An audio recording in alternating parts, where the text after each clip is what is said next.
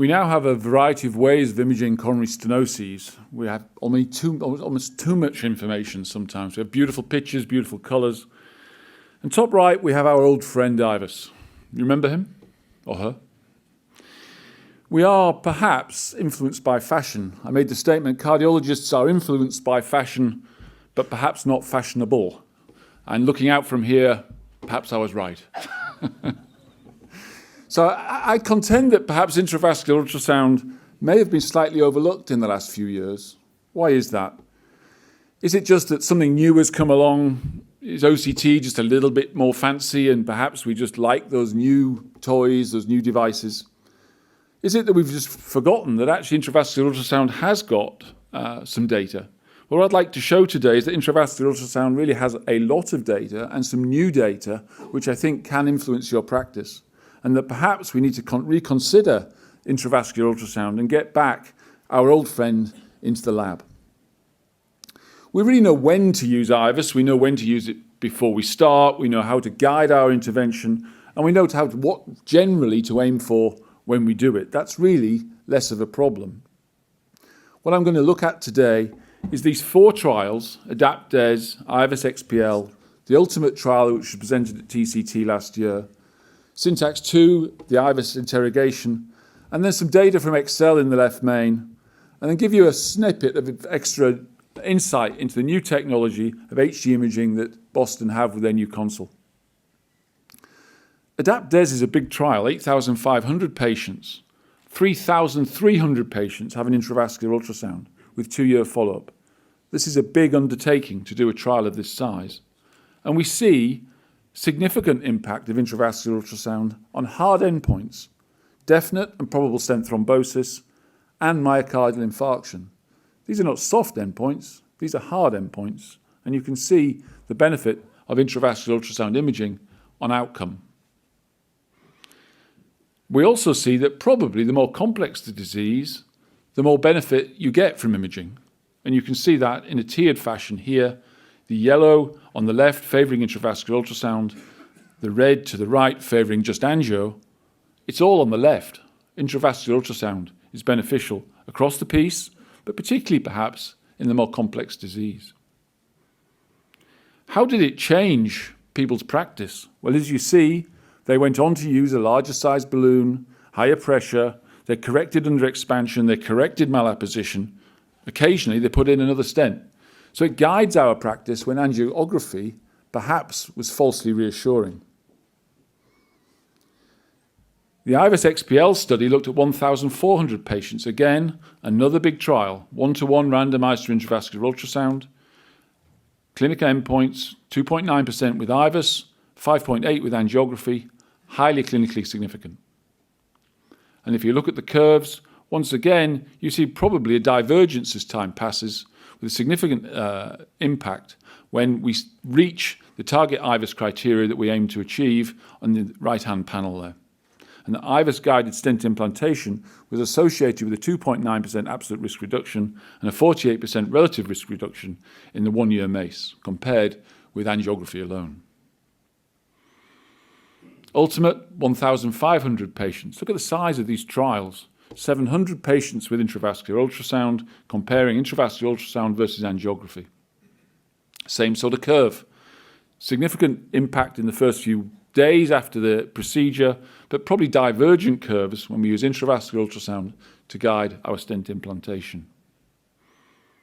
We've heard about the study flowchart for Syntax 2. I'm not going to repeat that.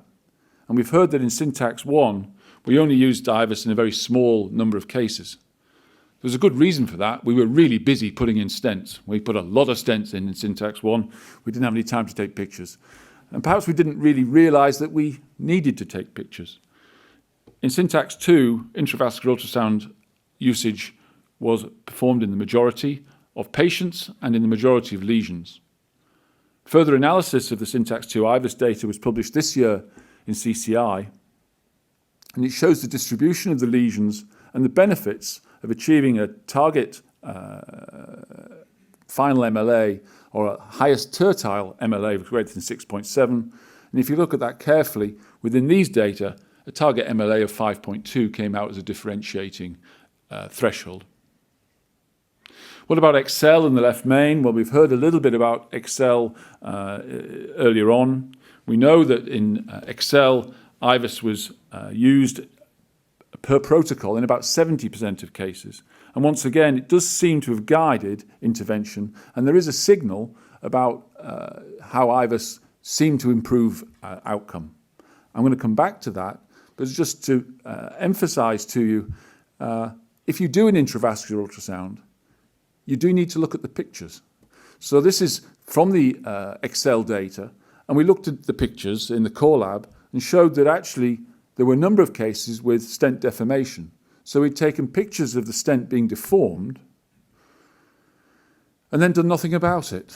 And of course, stent deformation turns out to be a very adverse factor with regard to clinical outcome going forward over 3 years. You see a 28% outcome adverse event rate if you have stent deformation. Now, clearly in the left main, that's quite easy to achieve when you're pushing in your second stent, or perhaps pushing in your IVUS catheter or your post-dilatation balloon, and you push and there's a bit of resistance. We then took a picture of it and then did nothing about it. So one of my key messages is imaging is important, but it's only important if you look at the images. And stent deformation in XL came out as a very high predictive factor of adverse outcome, as you see in this multivariable Cox proportional hazards regression analysis. This is data from Sweden looking at IVUS in their national registry for left main. Again, it shows significant impact from using intravascular ultrasound with regard to mortality, which is obviously the most important hard endpoint.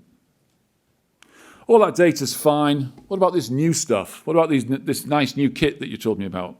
Well, here it is, the OPTICROSS HD and the OPTICROSS HD French 60 megahertz catheter, which allows really exceptional deliverability with 5 French compatibility.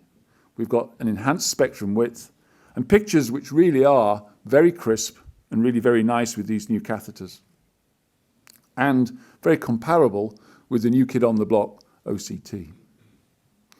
Stent visibility is improved because of the improved range of the imaging catheter. Finally, just to give you a heads up, we're looking forward, hopefully, to a trial which Boston and Volcano Phillips are going to sponsor, looking at a randomized trial of intravascular ultrasound in the left main. And Luca Testra and I look forward to collaborating with ECRI, Cardiology, Patrick and Yoshi to try and deliver that trial over the next couple of years, showing what I hope will be the benefits of intravascular ultrasound in guiding our left main intervention. So in conclusion, there's considerable evidence that intravascular ultrasound improves clinical outcomes in all of our patients. It appears that there's a benefit across the piece, but it may be even particularly in complex cases, and that using intravascular ultrasound and acting on the images would probably improve contemporary outcomes after drug-eluting stents more than a better drug-eluting stent. The way to get better outcomes is within our hands, not necessarily in somebody else's box. Thank you very much.